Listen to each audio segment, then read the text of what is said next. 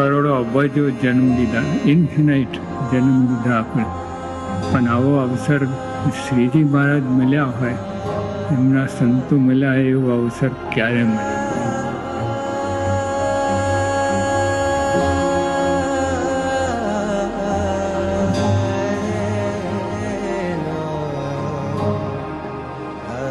એટલે આપણી પાત્રતા નથી, છતાં આપણને આ પ્રાપ્તિ થઈ છે. આપણી કોઈ લાયકાત નથી. આગળ ક્યાં વાત છે? સિલેક્ટ થવાની વાત જ ક્યાં છે? એમના સામે ઊભા રહેવાની પણ નથી લાયકાત.